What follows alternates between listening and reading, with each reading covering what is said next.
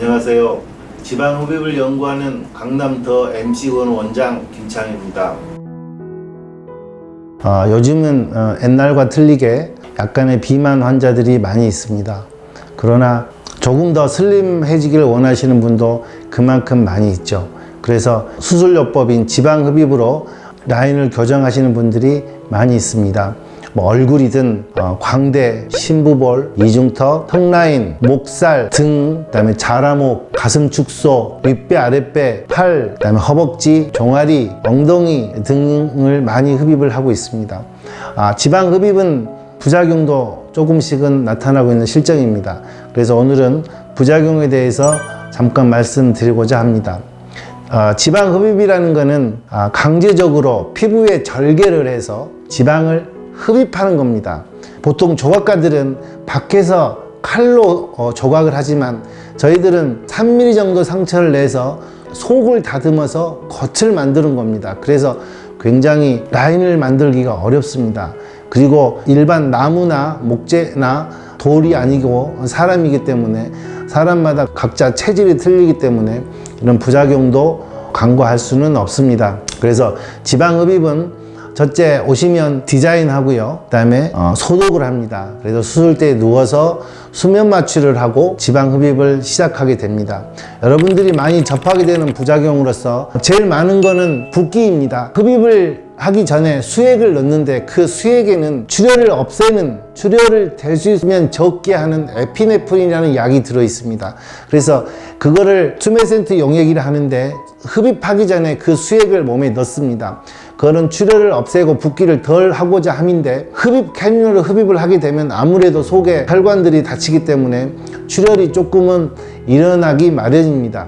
그래서 붓기는 반드시 있는데 보통의 경우 붓기가 거의 다 빠지는 시기는 보통 2달이 약간 넘습니다. 그래서 붓기를 댈 수 있으면 없게 하는 거는 수술하기 전에 멍이나 붓기를 들게 하는 약을 드시면 안 됩니다. 보통 일주일에서 10일 전부터 제 경험상으로 봐서 칡즙이거나 홍삼, 한약, 오메가3 같은 혈액순환제, 베이비 아스피린, 석류, 블루베리 이런 등등 혈액순환을 좋게 하는 약들은 수술 전에 일주일 전부터 끊지 않으시면 수술 뒤에 다른 분보다 훨씬 붓기가 많죠. 멍도 많고 출혈도 있게 되기 때문에 수술하기 일주일 전에는 그런 약들을 많이 끊으셔야 됩니다. 물론 수술 뒤에 사우나나 뜨겁게 하는 거, 술이나 이런 것도 조심을 하셔야 됩니다.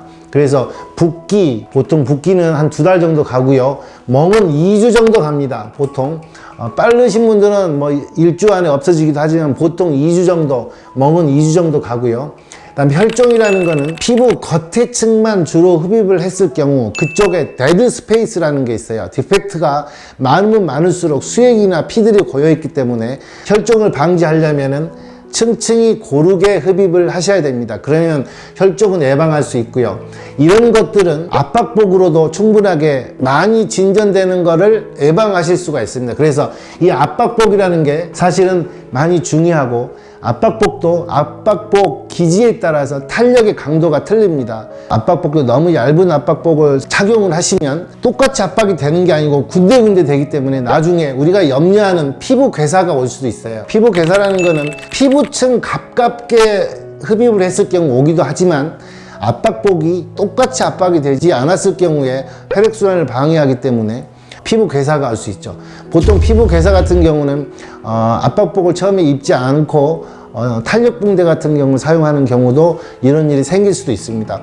또는 너무 피부 가깝게 하게 되면 색소 침착이 오는데 색소 침착은 흡입을 하게 되면 혈관이 터져서 피 속에 있는 헤모그룹이라는 게 있어요. 그게 진피층에 고여서 생기는 건데 이건 일종의 문신과 같아서 물론 시간이 지나가면 많이 해결은 됩니다. 그래서 피부 괴사, 색소 침착이 올 수 있고 울퉁불퉁함은 그 의사 선생님들의 스킬이기는 하지만 선천적으로 지방이 굉장히 딱딱하신 분들이 있어요. 만졌는데 굉장히 딱딱하신 분들이거나 첫 수술 한번 하셨던 분들이거나 또는 딱딱한 부분이 승마살 쪽이나 등 쪽, 팔 앞쪽 굉장히 피부가 얇은 쪽 이런 데 울퉁불퉁함이 올 수는 있는데 될 수 있는 대로 울퉁불퉁함이 생기지 않으려면 미세 얇은 관으로 핸드메이드 기계식을 사용하지 않고 흡입을 하셔야 됩니다. 보통 상처는 복부 같은 경우 팬티 안에, 배꼽 속에, 엉덩이 팬티 안에 이렇게 내지만 보통 미세관을 쓰면 3mm 정도 생기고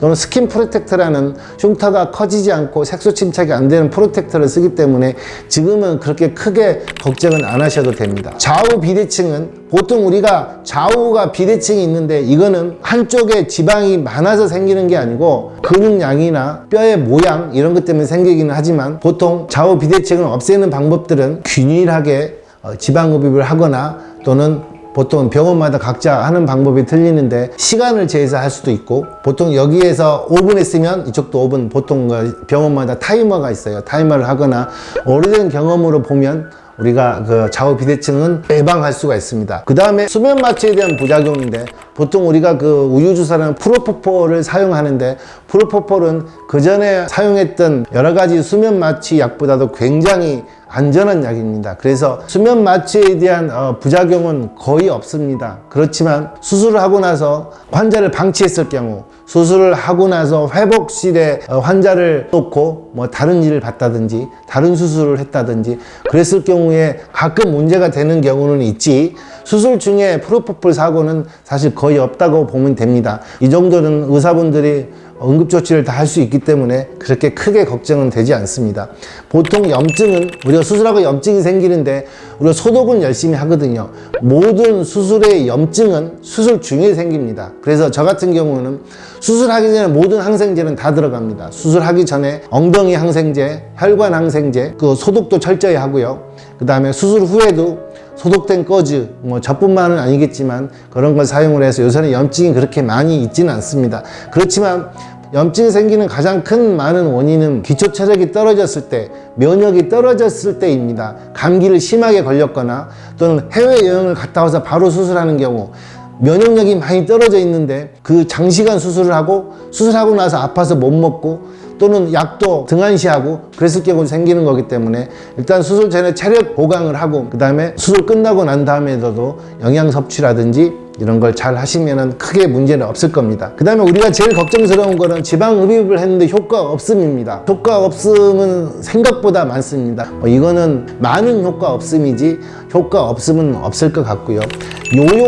마지막으로 요요인데 지방 흡입으로 한 번 빼면 안 찌지요? 그렇지는 않습니다. 찌긴 찝니다. 보통 10kg 정도 찌면 원상태로는 돌아가지 않지만 어느 정도 요요가 있는 걸로 알고 있습니다. 그래서 보통 우리가 흡입을 할 때 지방층을 얇은 층, 두꺼운 층, 세 번째 깊은 층을 이렇게 뽑는 이유는 요요를 방지하기 위해서. 그런데 이 부위에 찌기 전에 이미 다른 부위에 먼저 찌기 때문에 요요가 일어날 것 같으면 본인들이 다들 아시기 때문에 요요가 일어나지 않도록 담당 주치의와 같이 상의를 하시면 크게 걱정은 없으실 겁니다.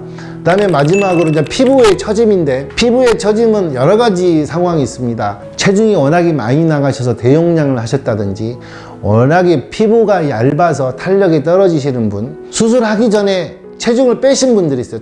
수술하기 전에 체중을 뺄까요? 빼고 난 다음에 수술할 거였는데 수술하기 전에 체중을 빼시면 피부 탄력이 많이 떨어져 있어서 처짐이 생길 수도 있습니다. 나이도 문제고요. 여러 가지 문제가 있는데 저 같은 경우는 반드시 수술하고 체중을 빼셔야 됩니다.